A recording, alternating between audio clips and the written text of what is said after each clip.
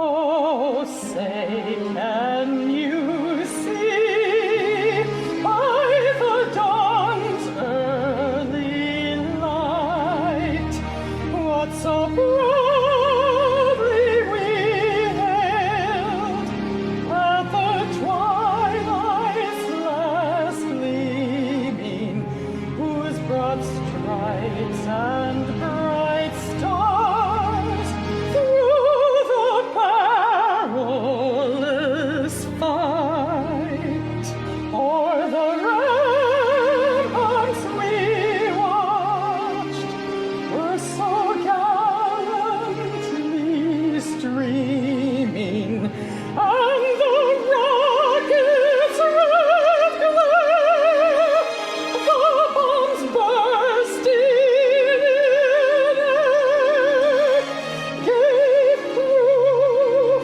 through the night that our flag was still there.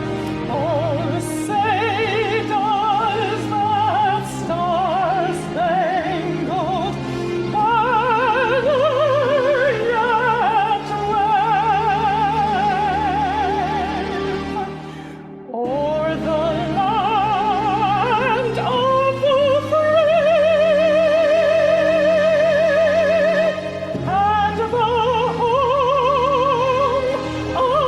the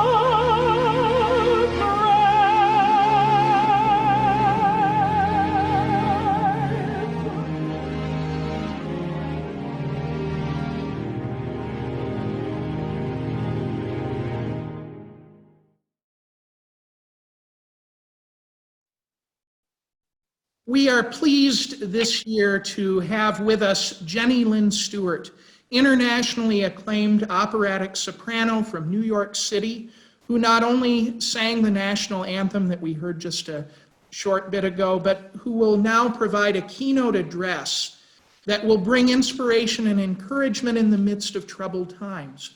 Stewart will draw from both her personal and family's experiences, the latter with regard to the Second World War, and the former relating to living in a city and region so greatly affected by the current COVID-19 pandemic. Lynn Stewart has held title roles in Aida and Tosca, portrayed Nettie Fowler in Carousel, and was the Mother Abbess in The Sound of Music opposite Marie Osmond. In recent years, Stewart has performed often her one-woman show, Give a Little Bit More, Richard Rodgers Revisited. She earned degrees in television and radio from Michigan State University and voice performance from the University of Michigan. Stewart further studied in Europe, including in Austria and Italy. She was raised in Downriver, Michigan, and still has family in the area. It is a delight now to introduce to you Lynn Stewart. Well, thank you, Dr. Packer. I'm very honored to be here today, and I hope I don't start crying. Since the beginning of the worldwide pandemic of COVID-19, many have compared our current situation with World War II. And I want to mention this morning, I checked, so far we have had 97,772 deaths in the United States from COVID virus, more than the combined totals of the fatalities in the Vietnam War and the Korean War. This is a war. Dr. Packer asked me to compare the two, COVID-19 with World War II, based on the fact, which he already mentioned, that my parents are World War II veterans, and I live here in New York City, the epicenter of the coronavirus in the United States. My story this morning begins in February of 2016, when out of the blue, my sister sent me an email with a scanned copy of my father's discharge papers from the Army.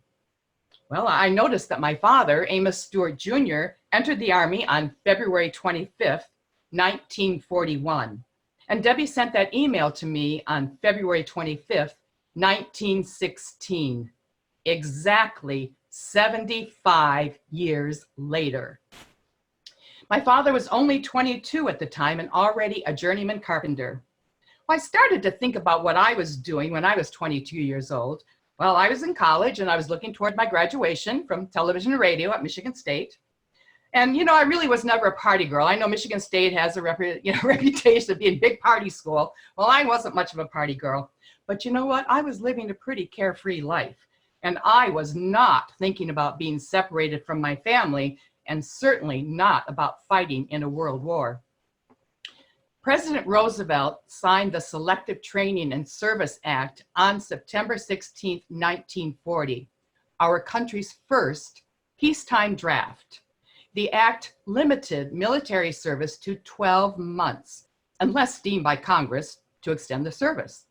So I remember my mom telling me that when my dad entered the Army, he thought he would be in the Army for 12 months and then go on with his life. Well, 6 months after he entered the Army, Congress passed an amendment extending the time to 18 months. Next, the surprise attack on Pearl Harbor, December 7th, 1941. 12 days later, Congress passed another amendment extending the term of service until the duration of the war. Well, at that point, my father's plans and dreams just went up in smoke and definitely were put on hold. Finally, 4 years, 3 months, and 15 days later, my father received his honorable discharge from the United States Army. What dreams did that 22-year-old man have when he entered the military? I don't know, because I never asked him. But I do know that his life changed along with everyone else in the United States on December 7th, 1941. Meanwhile, my mom, Bonnie Butler Stewart, lived on a farm with her family in Iowa, where Reverend Pecker grew up. She listened to President Roosevelt's fireside chats, and sometime after high school, she decided she wanted to join the Navy. Well, she was too young to enter, so my grandparents had to sign and give their consent. So Mom entered the Navy on April 4th, 1944, and served mostly in naval hospitals like Bethesda Hospital. And also I know she was at a big hospital in Long Beach, and I don't know the name, sorry, until she received her honorable discharge on February 8th, 1946. Now, also right now, I want to remember and honor my Uncle Walt, my Uncle Walter Stewart, who was a POW in Germany. He never complained about anything. He considered himself lucky to have been captured by the Germans rather than the Japanese, because 40% of the Americans sadly captured by the Japanese never came home. Last week, I spoke to my friend Dorothy Welker, who celebrated her 100th birthday on May 2nd. Dorothy lives independently in Kansas. She was a nurse in the Navy during World War II. She was stationed at Norco Naval Hospital in Corona, California. I asked Dorothy about her experiences during World War II and how she could compare that experience with her current experience with COVID-19. Well, her first response was, World War II went on for years. The war with coronavirus has only been going on a few months. Today people talk about not being able to see their loved ones after they have been diagnosed with COVID-19. Well, Dorothy was assigned to the tuberculosis and rheumatic fever ward at Norco. No one was allowed to visit those patients. She even remembers that one Christmas, AT&T offered one free long-distance phone call for each patient in the hospital, except for those patients on the TB and rheumatic fever ward. The diseases were too contagious. Dorothy also talked about our channels of communications have changed drastically.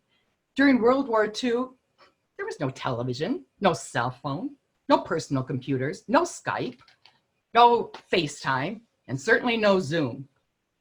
It could take months to receive information about a loved one. In March of 1945, my uncle Kenny Dale, who was a gunner in the back of a plane, was badly hit on a mission over France.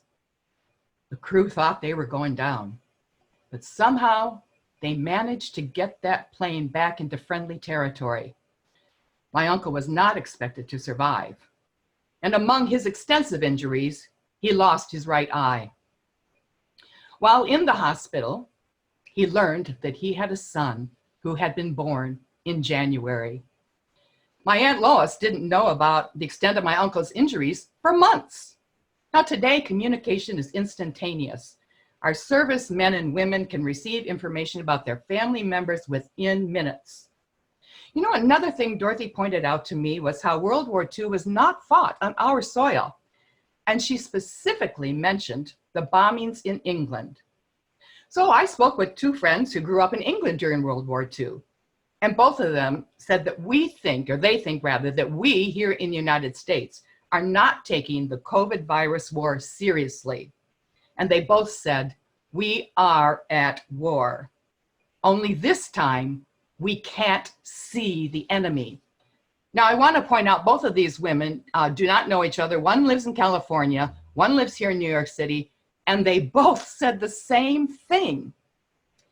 They remembered every night having to take their pillows and sleep on the platforms of the underground. It was scary. They heard the bombs dropping, and they remembered sometimes seeing the flashes of light from the bombs. Eventually, Leah's family was able to move outside London and initially lived in one room. Quickly, the family of 5 came down with the measles. And Liz remembers getting sick with diphtheria, another airborne and highly infectious disease. Now we have vaccines for both. With all of our advances in medical science, hopefully we will have a vaccine along with a cure for COVID-19 soon. So here I am. I'm living in the epicenter of COVID-19 here in the United States. And as I look back at what my relatives, all our veterans, and others have endured through the years, you know, I look at my life and I think, I've had it pretty easy. I'm grateful that I live in a lovely apartment and I feel safe here. I live across the street from Inwood Hill Park here in Manhattan, and I can look out my window and I see beautiful trees and I hear the birds sing. I choose to focus on things that I can control and keep a positive mindset. So I leave you today with one final thought. Be strong and know that we are all in this together. Now I know we're all sick of hearing that cliche, me too, at the end of the news say, oh, we're all in this together. But you know what? We are all in this together. It may be stormy now, but it never rains forever. Thank you.